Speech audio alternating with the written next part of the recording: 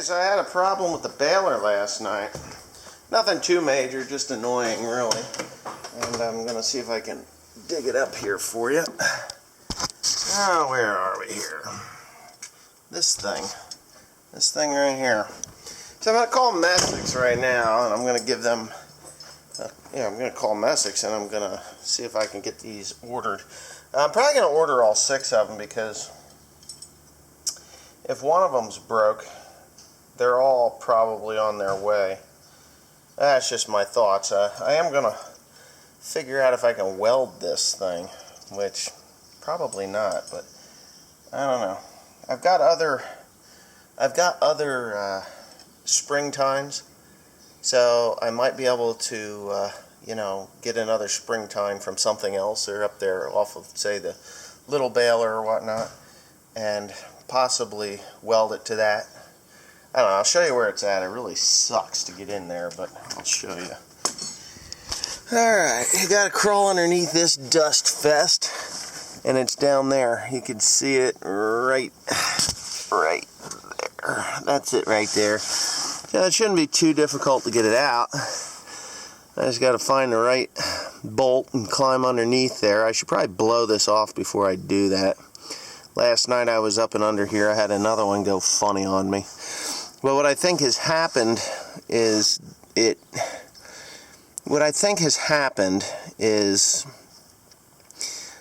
a knot got a hold of it and actually broke it. Pulled on it a little too far, hyperextended it, and caused it to break. But that's just what I'm thinking. So I'll get that out of there, and we'll start welding. Whether I braze it or whatnot, I don't know.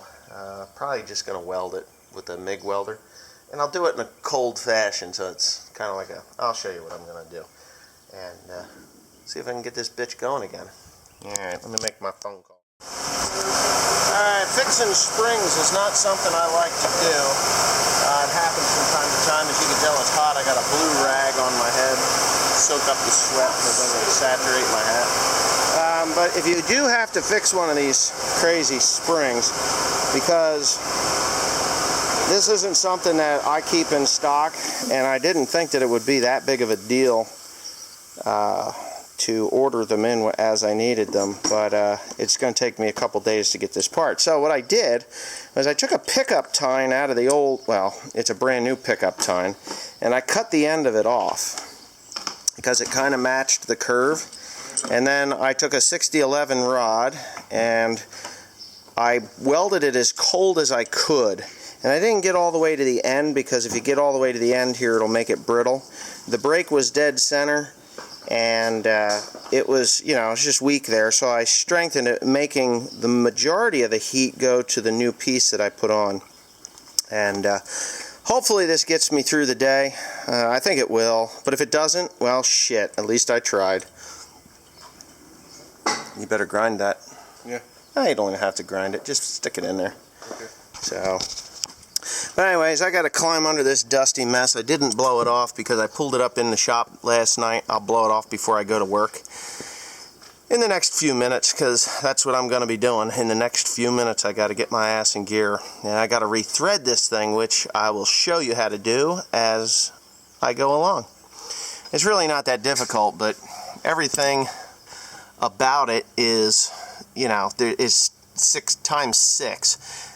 So it's kind of a pain in the ass there, but yeah, everything's times 6. I should probably eject the bale. I'm starting to get some buildup on the inside. You see that crusty stuff there?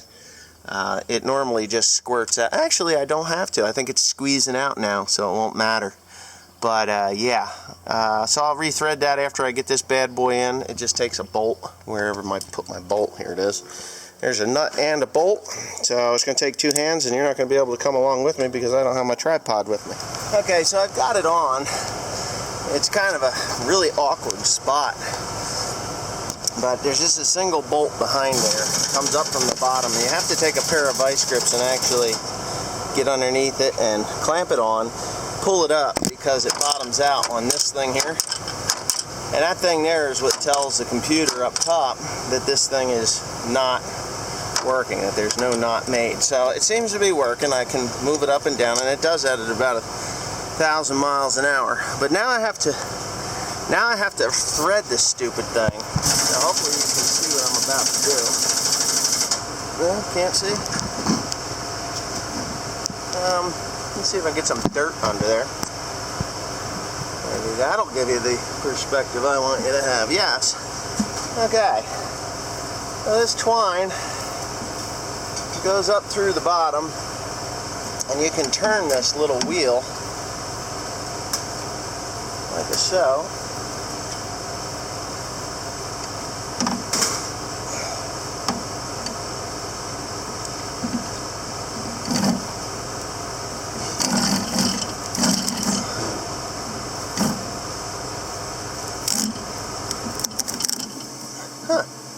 Well, that's kind of strange. Oh. Yeah, you can't have it on the wrong side of that. There's a little spring tensioner there.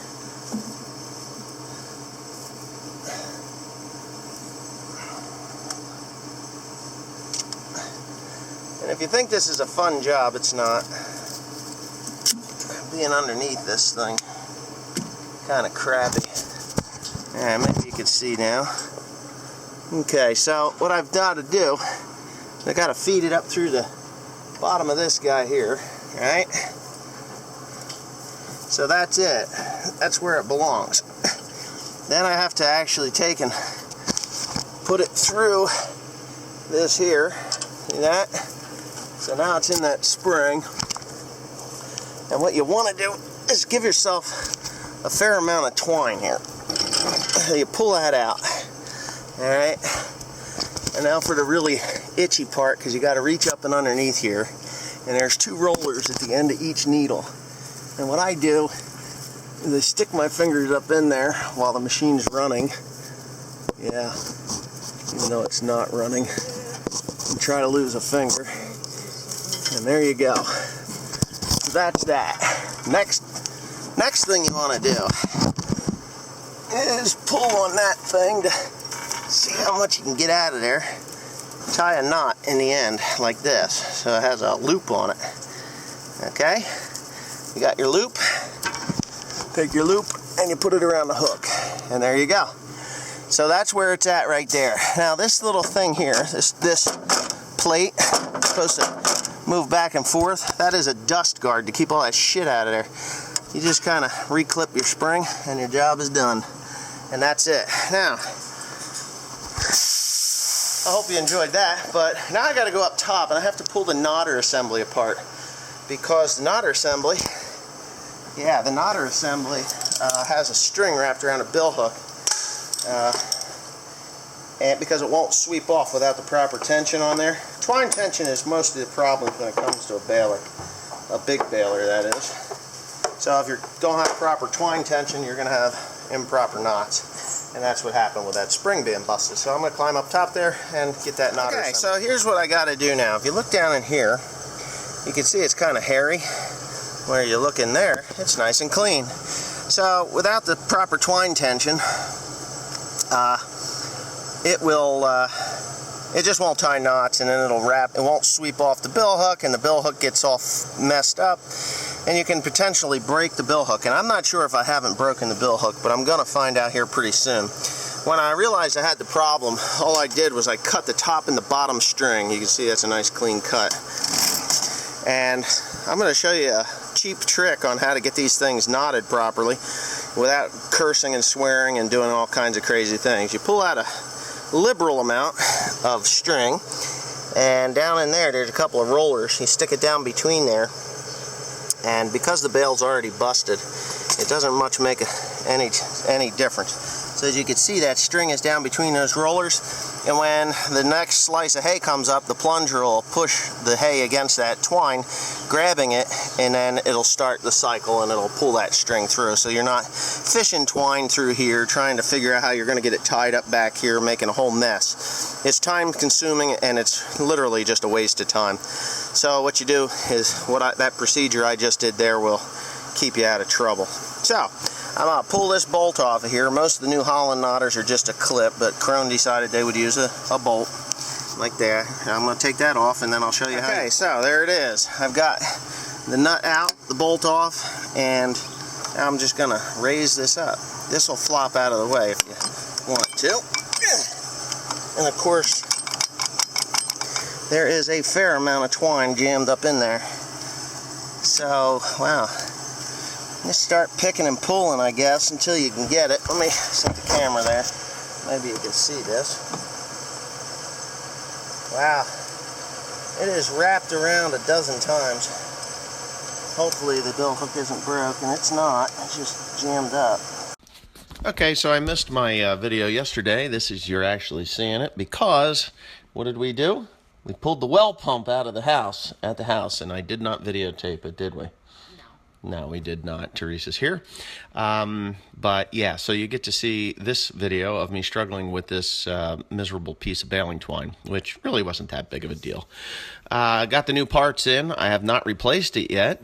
I have baled about 600 bales with that spring being re-welded, and it seems to be working just fine, but I do have the replacements there at the farm now, which I should probably just go ahead and change it because it's raining. It's piss-pouring rain.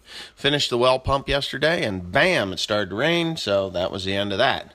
All good. 220 foot of pipe pulled by hand by me and Timothy and Teresa, the neighbor, and the well guy.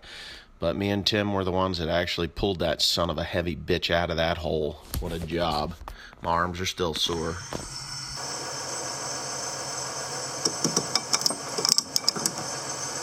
Alright, so this is what was in there.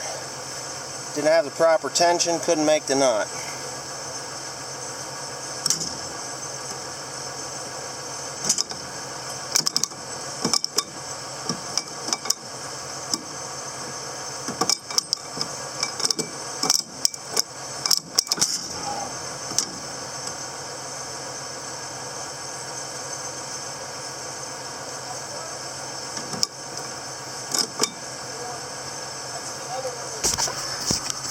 Okay, so, alright, so I'll show you, point out some really cool features that the Krone has that other balers don't have. These little lines here, these are actually air. There's bigger and smaller ones that come out of here. This one's slightly larger. So that gets a flow of air coming forward, and this blows down onto the knotter, blowing off all that debris that's in the way. So these knotters are very, very clean. Always very, very clean. I really don't have any problems with knotters too often with the Krone baler. I now have, I don't know, 14,000 bales through it or so since it was new, so she's just starting to get broke in. As far as I'm concerned, it is.